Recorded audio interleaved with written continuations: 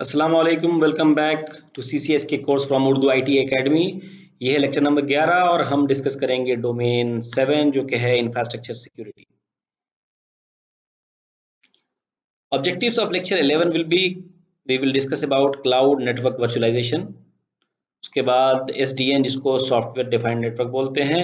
उसके बाद few terms जैसे वर्चुअल अप्लायंस और माइक्रो सेगमेंटेशन। फिर हम देखेंगे कि how security changes with cloud networking.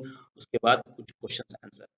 आज इस डोमेन 7 में हम बात करेंगे इंफ्रास्ट्रक्चर सिक्योरिटी की। इंफ्रास्ट्रक्चर से मुराद यहाँ क्लाउड इंफ्रास्ट्रक्चर से है, और जब बात क्लाउड इंफ्रास्ट्रक्चर की होगी तो फिर जिक्र वर्चुअलाइजेशन का आएगा।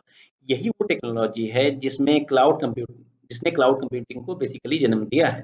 यही वो टेक्नोलॉजी है जिसने क्लाउड कंप्यूटिंग को पॉसिबल बनाया है, ट्रेडिशनल हार्डवेयर बेस्ड इंफ्रास्ट्रक्चर से वर्चुअल वर्ल्ड में लाया है। हार्डवेयर वर्चुअलाइजेशन हुआ, फिर स्टोरेज से लेकर नेटवर्क का वर्चुअलाइजेशन हुआ। याद कीजिए ट्रेडिशनल नेटवर्क सेटअप, जहाँ आईबीएम एचपी के बड़े बड़े भारी भरकम सर्वर होते थे, हार्ड डिस्क, लैन कार्ड, एनआईसी, आईएलओ, एसएमपी, एसरैम वगैरह से लेस। हमें जब कुछ होस्ट करना होता था तब अच्छा खासा इंटरेक्शन होता था हार्डवेयर से। उसके बरक्स आज आपने क्लाउड कंसोल पे लॉगिन किया, सर्वर का कॉन्फ़िगरेशन चूज किया, next next configuration done and you are good to go with your job. हालांकि वो भारी भरकम सर्वर और हार्डवेयर आज भी है, लेकिन हमारा वास्ता नहीं पड़ता है। क्लाउड सर्विस प्रोवाइडर उसे मैनेज करते हैं। इस हार्डवेयर बेस्ड सॉल्यूशन के बाद आया था वीएमवेयर का कंसेप्ट, और फिर फर्दर ये वीएमवेयर या वर्चुअलाइजेशन का कंसेप्ट, और उसके बाद फिर ये क्लाउड कंप्यूटिंग का कंसेप्ट आया।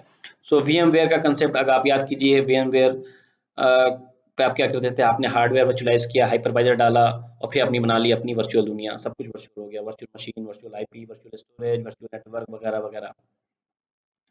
अगर आपको याद होगा, हम लोग वर्चुअल मशीन कैसे बनाते थे। हमने मतलब एक हार्ड डिस्क है, एक ही एनआईसी कार्ड है, उसी को हम वर्चुअलाइज करते थे। हमने हमने जो भी रिसोर्स है, सपोज कीजिए कि 16 GB का रैम है और 16 GB रैम है। हमने एक मशीन बनाई जिसको हमने 4 GB का रैम असाइन किया, सो 12 GB रैम अभी भी बचा हुआ है। फिर हमने दूसरी मशीन बनाई, 4 GB का रैम उसको दिया। फिर हमने कोई तीसरी मशीन बनाई, उसको 8 GB रैम दिया। उसी तरीके से हार्ड डिस्क है। तो हम ये सब कुछ जो है एब्स्ट्रैक्ट करके असाइन करते थे मशीन्स को। सो ये था वर्चुअलाइजेशन। ठीक है। अब हम बात करेंगे, जो हमारा मेन फोकस है इस लेक्चर का, वो है नेटवर्क वर्चुअलाइजेशन। सो दो मेजर कैटेगरीज हैं नेटवर्क वर्चुअलाइजेशन की। कौन सी? एक है वीलैन और दूसरा है एसडीएन। वीलैन वही पुराना कंसेप्ट जो हम ने खूब इस्तेमाल किया है अपने ट्रेडिशनल और डिस्ट्रीब्यूटेड नेटवर्क में, और दूसरा है एसडीएन। अब आप देखिए वर्चुअलाइजेशन वीलैन का केस। अब वीलैन हम क्यों बनाते थे, आपको याद याद कीजिए। हम अक्सर लेयर 3 स्विचेस यूज़ करते थे इसी काम के लिए। हमें उसमें वीलैन बनाने होते थे। हम बेसिकली नेटवर्क को सेगमेंट करते थे। हमने यहाँ वीलैन, एक वीलैन बनाया, एक दूसरा वीलैन बनाया, एक तीसरा वीलैन बनाया। ये वीलैन जो है, इस वीलैन में प्रोडक्शन के डिपार्टमेंट की जो टीम है, वो लोग इस लाइन पे कनेक्ट होते हैं। उनके सर्वर, उनके एप्लीकेशन, उनके एंड पॉइंट सभी इस लाइन पे हैं। जो सेल्स के हैं उनके दूसरे वी लाइन पे है, जो मार्केटिंग के हैं उनके तीसरे वी लाइन पे हैं। ऐसा हम क्यों करते थे? ताकि हम नेटवर्क को सेगमेंट कर सकें, ताकि हम अगर हम चाहते हैं कि इन दोनों के बीच में अगर एप्लीकेशन का कम्युनिकेशन नहीं हो, इनके बीच में किसी तरह कम्युनिकेशन नहीं हो या कुछ रेस्ट्रिक्टेड कम्युनिकेशन हो, तो उसके लिए जो हमें पॉलिसी या कंट्रोल्स लगाने पड़ेंगे, उनको उनके लिए वो कंट्रोल्स लगा पाने के लिए हमें ये इस तरह के सेगमेंटेशन की ज़रूरत है। दूसरा है एसडीएन। एसडीएन को डिस्कस करने से पहले मैं आपको एक डायग्राम दिखाता हूँ। ये देखिए, ये दो डायग्राम है, कि ये और एक ये है हमारा ट्रेडिशनल डिस्ट्रीब्यूटेड नेटवर्क। यहाँ पे एक सपोज कीजिए एक सिस्टम ए है, सिस्टम बी है। सिस्टम ए को सिस्टम बी से कम्युनिकेट करना, कुछ डेटा का ट्रांसफर करना, वो कैसे करेगा? सिस्टम ए क्या करता है, एक राउटर 1 है, ये है राउटर 1, राउटर 2, राउटर 3। सिस्टम ए अपने सबसे करीबी जो उसका इंटरमीडिएट राउटर है, राउटर 1, उसको डेटा भेजता है। राउटर 1 ये डिसाइड करता है कि अब इसको राउटर बी तक जाने के लिए कहाँ जाना होगा, फिर राउटर 2, फिर राउटर 3 होते हुए ये सिस्टम बी तक जाता है। तो उसके बरक्स आप यहाँ देखिए, यहाँ पे राउटर 1 है, राउटर 2, राउटर 3 है। ये लोग कुछ भी डिसाइड नहीं कर रहे हैं, ये कंट्रोलर है। कंट्रोलर ही डिसाइड, कंट्रोलर बेसिकली इनको ऑर्डर देता है, कंट्रोल से ऊपर एप्लीकेशन है, एप्लीकेशन डिसाइड करता है कि मुझे क्या क्या चाहिए, फिर वो इन्फॉर्मेशन कंट्रोलर को देता है, कंट्रोलर फिर फर्दर इन्फॉर्मेशन देता है डिवाइसेस को। बेसिकली जब बात करेंगे आप एसडीएन की, एसडीएन के केस में ये देखिए दो चीज़ें होती हैं। ये जितने भी ये आप जो राउटर देखे हैं ना, इस राउटर में दो चीज़ें हैं, दो है हिस्सा है, वो कौन सा, एक है डेटा प्लेन और कंट्रोल प्लेन। एसडीएन के केस में तीन हिस्सा आ जाता है, यानी तीन प्लेन बेसिकली आते हैं। पहला है एप्लीकेशन प्लेन, दूसरा है कंट्रोल प्लेन और तीसरा होता है डेटा प्लेन। डेटा प्लेन में ऑब्वियसली डेटा, और कंट्रोल प्लेन का काम होता है उसको, उस डेटा को कंट्रोल करना है कि ये डाटा का फ्लो कैसे होना है, राउटिंग टेबल के बेस पर या जो भी उनकी इन्फॉर्मेशन है, उनका इंटेलिजेंस है, उसके बेस पर वो डेटा को ट्रांसफर करते हैं एक राउटर से दूसरे राउटर या एक हॉप से दूसरे हॉप तक। तो ये काम है, ये काम आ जाता है कंट्रोल प्लेन का। तो अब आप यहाँ देखिए, यहाँ पे ये कैपेबिलिटी राउटर के अंदर ही है, दोनों कैपेबिलिटी, डेटा प्लेन की भी और कंट्रोल प्लेन की भी। कंट्रोल भी यहीं से होना है, डेटा भी इसी को हैंडल करना है, यानी कि राउटर को। एसडीएन आर्किटेक्चर के केस में क्या होता है, ये डिवाइसेस जो हैं ये बिल्कुल डम से हो जाते हैं। इनके पास कंट्रोल प्लेन की कोई खासियत नहीं होती, ये कुछ भी नहीं कर सकते। इनके पास सिर्फ काम काम होता है सिर्फ डाटा ट्रांसफर करना और डाटा का फ्लो करना। कैसे? Based on the instruction from control plane. इसी कंट्रोल प्लेन में जो होता है रिसाइड करता है वो होता है कंट्रोलर।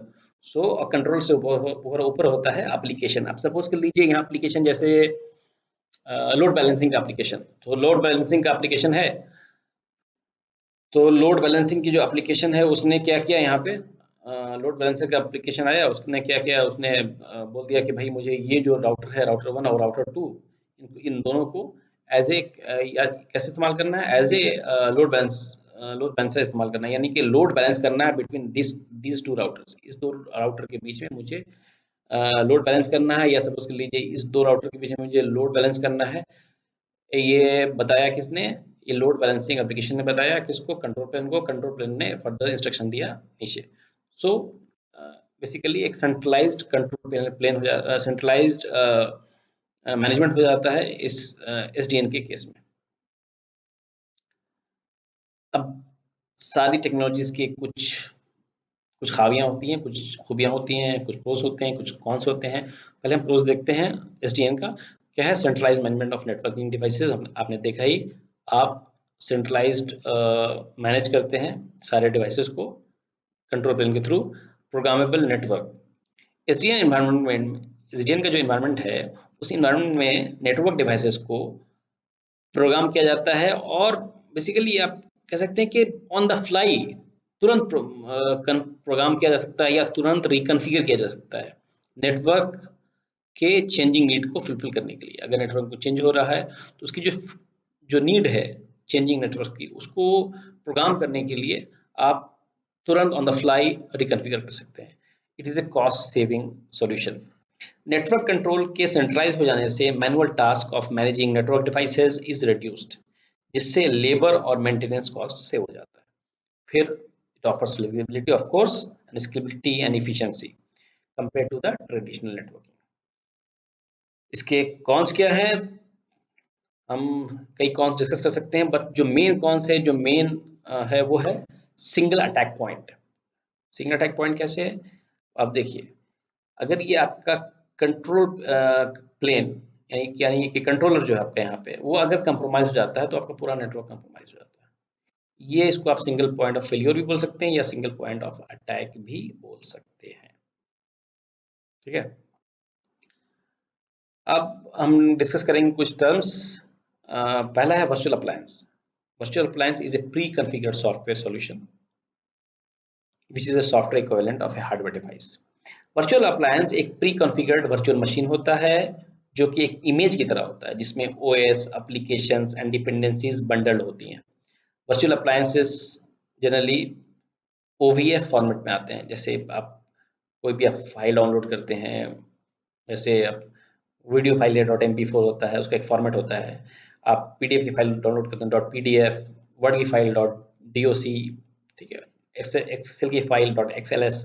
उसी तरीके से जो वर्चुअल अप्लायंस की फाइल होती है जनरली होती है OVF फॉर्मेट। OVF का मतलब होता है ओपन वर्चुअलाइजेशन फॉर्मेट। अब देखिए आप यहाँ पे देखिए वर्चुअल मशीन में क्या होता है, आप नीचे आपका हार्डवेयर है, उसके ऊपर आपने वर्चुअलाइजेशन का लेयर डाला, यानी कि हाइपरवाइजर डाला, फिर आपने ऑपरेटिंग सिस्टम डाला, फिर आपने उसके ऊपर एप्लीकेशन डाला, ये आपका एक रेडी हो गया।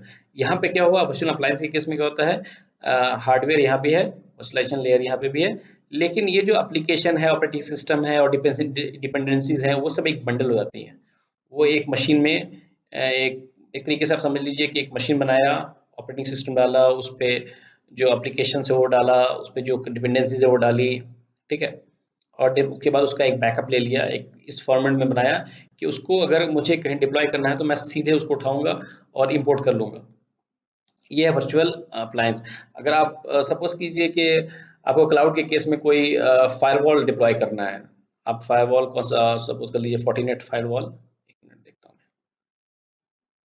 आप देख लीजिए फोर्टिनेट फायरवॉल डिप्लॉय करना है, या आपको चेक पॉइंट का फायरवॉल डिप्लॉय करना है, या आपको ये देखिए सोफोस का फायरवॉल डिप्लॉय करना है, तो आपको क्या करना है, आप जाइए यहाँ पे देखिए आपके सारे जो है ये वर्चुअल मशीन से बेसिकली वर्चुअल अप्लायंसेस हैं, जिनको आप डाउनलोड कर सकते हैं। इसमें सब लिखा हुआ है, इसके कितने सीपीयूज की रिक्वायरमेंट होगी, जब उसको इंपोर्ट करेंगे अपने वर्चुअल इन्वायरमेंट में, तो उसको कितना कितने कोर की ज़रूरत होगी, वो सारी डिटेल आपको मिल जाएगी इसके अंदर। तो आप बेसिकली अगर आप किसी भी क्लिक करते हैं तो आप क्लिक करेंगे, फिर वो आपसे कुछ सॉरी यहाँ पे नहीं है, ये आपको डाउनलोड करना पड़ेगा, डाउनलोड कर सकते हैं आप जाके इस पे, आपको पहले तो अपना वो डेमो के लिए वो डालना पड़ेगा इन्फॉर्मेशन, फिर वो लोग आपको लिंक भेजेंगे, उस लिंक के थ्रू आप जो है डाउनलोड कर सकते हैं 40 गेट का कोई भी वर्चुअल अप्लायंस, और उसको बस जस्ट जाके अपने मशीन में इंपोर्ट कर लीजिए, अपने क्लाउड पे इंपोर्ट कर लीजिए, and you are ready, you are good to go with the firewall. Same यहाँ पे आप देखिए वर्चुअल फायरवॉल आप डाउनलोड कर सकते हैं, ठीक है। उसका चेक पॉइंट का सबका है, आपको बस बेसिकली फिर जैसे यहाँ फिर डेमो पे जाएंगे, फिर वो भी आपको इन्फॉर्मेशन मांगेंगे, फिर आपको एक लिंक भेज देंगे, आप वहाँ से डाउनलोड कर सकते हैं। अब आप देखिए यहाँ पे वर्चुअल अप्लायंसेज आप कैसे किस किस प्लेटफॉर्म के लिए यूज़ कर सकते हैं, सिट्रिक्स हाइपरवाइजर के लिए आप डाउनलोड कर सकते हैं, केवीएम के लिए यूज डाउनलोड करना है। तो जब आप डाउनलोड करने जाएंगे ना, तो वो पूछेगा किस एनवायरनमेंट के लिए डाउनलोड करना है आपको, VMware के लिए करना है कि माइक्रोसॉफ्ट हाइपर वी के लिए कर रहे हैं या सिट्रिक्स के लिए कर रहे हैं, तो आप उस हिसाब से अपना जो है अप्लायंस बेसिकली डाउनलोड कर सकते हैं, ठीक है। अब आता है micro segmentation. Micro segmentation internal network के कई छोटे जोन्स या उनको कई सेगमेंट में डिवाइड करने को ही माइक्रो सेगमेंटेशन कहते हैं। It can be as small as a single device, जैसे हाई वैल्यू सर्वर, कोई क्लाइंट मशीन या कोई एंड पॉइंट। माइक्रो सेगमेंट का जिक्र तब आप जरूर देखेंगे जब जीरो ट्रस्ट नेटवर्क की बात होगी। ये जीरो ट्रस्ट नेटवर्क का एक इम्पॉर्टेंट कंपोनेंट है। अब आप देखिए ये है हमारा ट्रेडिशनल नेटवर्क, आपका ये पेरीमीटर फायरवॉल है, आपके अंदर ये जो है आपके ये आपका नेटवर्क है, ठीक है, इंटरनेट नेटवर्क है। अब ये सारे नेटवर्क एक दूसरे से बात कर सकते हैं, ये एंड पॉइंट से एंड पॉइंट से, ये एंड पॉइंट से एंड पॉइंट से, चूंकि एक ही नेटवर्क में है तो आपस में बात कर सकते हैं। अब इसी नेटवर्क को अगर हम माइक्रो सेगमेंट करना चाहें, अब आप देखिए यहाँ पे ये 3 सेगमेंट हो गए, ये आपस में ऑल 3 सेगमेंट्स। अब आप चाहें तो इस पर पॉलिसी लगा सकते हैं कि ये सेगमेंट इस सेगमेंट से बात नहीं कर सकता है, या ये सेगमेंट इस सेगमेंट से बात नहीं कर सकता है, या मतलब आप जिस तरह की ग्रैनुलर लेवल की पॉलिसी लगा सकते हैं, आप यहाँ लगा सकते हैं माइक्रो सेगमेंटेशन, ठीक है। तो ये है micro segmentation, obviously basically breaking a big part of network into small chunks। अब है how security changes with cloud networking, limitation on vulnerability assessment and penetration testing in cloud, ठीक है। क्लाउड इन्वायरमेंट में VAPT एक complex task होता है, जहां आप डायरेक्टली VAPT लॉन्च नहीं कर सकते हैं, यानी कि vulnerability assessment या penetration testing आप कुछ भी डायरेक्टली लॉन्च नहीं कर सकते हैं। आप गए, आपने अपनी मशीन को क्वालिस गार्ड या टेनेबल जो सॉल्यूशंस आते हैं, आपने आईपी डाली और आपने स्कैन करना शुरू कर दिया या आपने उसको पेनिट्रेट करना शुरू कर दिया। आप ऐसा नहीं कर सकते। आपको पहले इन्फॉर्म करना होगा क्लाउड सर्विस प्रोवाइडर को, अदरवाइज वो ये नहीं समझ पाएगा कि ये रियल टाइम अटैक है या आपको असेसमेंट कर रहे हैं। जनरली डिफ़ॉल्ट डिनाई का रूल भी लगा हुआ होता है क्लाउड कंप्यूटिंग के केस में, या जनरली जो बेस्ट प्रैक्टिसेस हैं वो ये कहती हैं कि डिफ़ॉल्ट डिनाई का केस की पॉलिसीज होनी चाहिए क्लाउड कंप्यूटिंग के केसेस में। तो अगर डिफ़ॉल्ट डिनाई का रूल लगा हुआ है तो आपको उसमें भी असेसमेंट करने की में प्रॉब्लम हो सकती है। तो हो सकता है कि पोर्ट वो मतलब पोर्ट बंद हो, पोर्ट ओपन करवाना पड़ सकता है। तो लिमिटेशंस है वल्नरेबिलिटी असेसमेंट या पेनिट्रेशन टेस्टिंग के केस में क्लाउड कंप्यूटिंग में।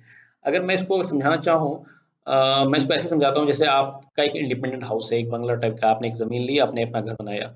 उस घर में आप कुछ भी तोड़-फोड़ कर रहे हैं। अगर आपको कुछ चेंजेस लाने हैं अपने स्ट्रक्चर में, आपको कोई दीवार छोटी करनी है, आपको कुछ कुछ बनाना है उसके अंदर, तो आप ईज़िली बना सकते हैं। आपका घर है, आपने तोड़ा-फोड़ा जो किया, कर लिया। यही अगर आप किसी अपार्टमेंट में रहते हैं, अपार्टमेंट में जहाँ हर फ्लोर्स पे फ्लैट्स होते हैं, एक फ्लैट की दीवार दूसरी फ्लैट से जुड़ी होती है, या फिर ऑब्वियसली एक ही फ्लोर पे कई लोग रह रहे होते हैं, अलग-अलग पार्टीशंस या जिसको जिसको फ्लैट बोलते हैं। वहाँ आप कुछ भी तोड़-फोड़ नहीं कर सकते। आपको पहले सोसाइटी को, जो अभी आपका फ्लैट्स की जो सोसाइटी होगी, आपको इनको इन्फॉर्म करना पड़ेगा कि मैं ये चेंजेस कर सकता हूँ, नहीं कर सकता हूँ। तो वो उसी तरीके से ही ये है आपका क्लाउड और ट्रेडिशनल इंफ्रास्ट्रक्चर। ट्रेडिशनल इंफ्रास्ट्रक्चर को आप समझ सकते हैं ऐसे जैसे आपका इंडिपेंडेंट हाउस है, और क्लाउड कंप्यूटिंग आप समझ सकते हैं ऐसे जैसे कि आपका अपने किसी अपार्टमेंट में किसी सोसाइटी में रह रहे हैं। ठीक है। Security logging monitoring is more complex in cloud computing. Logs need to be offloaded and collected externally more quickly due to higher velocity of change in cloud. Security logging and monitoring cloud के case में complex हो जाती है। क्यों? उसके कई reason है। कई बार during a period of time एक ही आईपी कई सर्वर शेयर करते हैं, तो इस केस में आईपी एड्रेस से एक पर्टिकुलर नेटवर्क का एक पर्टिकुलर नेटवर्क फ्लो का पता नहीं चलता है। ऐसे केस में आपको आईपी के साथ कुछ अलग यूनिक आइडेंटिफायर की भी ज़रूरत होती है या यूज़ करना पड़ता है, जैसे host name, asset tag to distinguish the asset. Log की वेलोसिटी भी बहुत ज़्यादा होती है क्लाउड में, तो लॉग कलेक्शन और ऑफलोडिंग का भी एक कंसर्न होता है। अगर इन हाउस सॉक या सिम रखा हुआ है, अगर सपोज कीजिए आपका इन हाउस सॉक है, आपने सिम अपने इन हाउस इंस्टॉल कर रखा है और आप क्लाउड का सारा लॉग इन हाउस सिम पर भेजते हैं, तो वो भी एक कंसर्न है। क्यों? क्योंकि जब आप अपने इन हाउस सिम पे भेजेंगे तो उसके कुछ चार्जेस होते हैं, तो वो आपको बहुत कॉस्टली पड़ सकता है। क्या है, वर्चुअल अप्लायंस में take significant resource and increase cost to meet network performance. चूंकि क्लाउड कंप्यूटिंग के केस में हम वर्चुअल अप्लायंसेस का इस्तेमाल काफ़ी करते हैं, तो वर्चुअल अप्लायंस के पर्सपेक्टिव से हम ये देख रहे हैं कि क्लाउड नेटवर्किंग में सिक्योरिटी में क्या कंसर्न बढ़ा है या क्या कंसर्न जो है वो आए हैं। ठीक है। वर्चुअल अप्लायंस है तो बड़ी अच्छी चीज़, और क्लाउड कंप्यूटिंग में इसका इस्तेमाल भी लाजिम है, लेकिन कई बार based on intensive usage resource का एक्सेसिव इस्तेमाल कॉस्ट और नेटवर्क परफॉर्मेंस पर असर डाल सकता है। ठीक है। उसके बाद है micro segmentation. Micro segmentation can reduce the blast radius if an attacker compromise an individual system. Micro segmentation बहुत हद तक ब्लास्ट रेडियस को कम कर देता है। सपोज कीजिए आपने माइक्रो सेगमेंटेशन इम्प्लीमेंट कर रखा है, अपने क्लाउड इंफ्रास्ट्रक्चर में हर एप्लीकेशन और डिवाइस अपने सेगमेंट में ही है और दूसरे सेगमेंट से as and when required basis पर ही कनेक्ट हो करते हैं।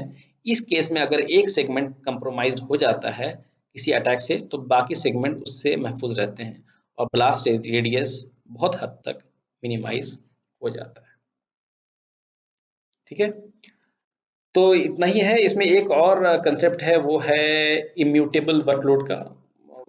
चूंकि नेक्स्ट हमारा डोमेन है वर्चुअलाइजेशन एंड कंटेनराइजेशन, तो वो हम वहाँ पे मैं आपके साथ ये कंसेप्ट डिस्कस करूंगा। तो हम देखते हैं कुछ questions. Micro segmentation sometimes referred as VLAN, isolation, logical grouping, hyper segregation। So micro segmentation के लिए एक वर्ड इस्तेमाल होता है अक्सर, आप तो जब मैं माइक्रो सेगमेंटेशन पढ़ा रहा था तो मैं आपको बताना भूल गया, वो है हाइपर सेग्रीगेशन, हाइपर लेवल का segregation, that is called micro segmentation. So best answer would be here, micro segmentation sometimes referred as hyper segregation. ठीक है, next है, when you are planning a vulnerability assessment, what is the first action you should take? Determining a vulnerability platform, determining a scope of vulnerability assessment, determining whether CSP need to be given notification in advance, open a required port to do vulnerability assessment. तो मैंने आपको अभी हमने discuss किया था कि vulnerability assessment के case में क्लाउड में बेसिकली बिल्कुल डिफरेंट हो जाता है। पहली चीज़ जो होती है वो होती है क्लाउड सर्विस प्रोवाइडर से को नोटिफिकेशन करना। पहले आप उसको नोटिफाई करेंगे भाई मुझे करना है, फिर आप ये सारा काम स्कोप डिफाइन करना, डिटरमाइन करना है कौन सा सॉल्यूशन यूज़ करेंगे, पोर्ट ओपन है या नहीं है, डिफॉल्ट डिनाई तो नहीं लगा हुआ, वो सब बात की बात है। पहला काम जो है वो है आपको इन्फॉर्म करना क्लाउड सर्विस प्रोवाइडर को इन एडवांस कि मैं ये काम करने जा रहा हूँ, सो दैट वो जो है उस ड्यूरेशन में, जो भी आपका ड्यूरेशन होगा, जिस ड्यूरेशन में आप असेसमेंट करेंगे, वो ये समझ पाएँ कि वो जो कोशिश हो रही है असेसमेंट करने की, जो स्कैनिंग हो रही है, वो बेसिकली कोई अटैक नहीं है बल्कि एक लेजिटिमेट एक्टिविटी है जो आपने प्रायर इन्फॉर्मेशन के साथ की है। ठीक है, so thank you for your time. ये हमारा लेक्चर 11 या डोमेन 7 जो है यहाँ पे कंप्लीट होता है। अगला जो डोमेन है वो है वर्चुअलाइजेशन एंड कंटेनराइजेशन, जो कि है domain 8। So see you there, thank you, bye.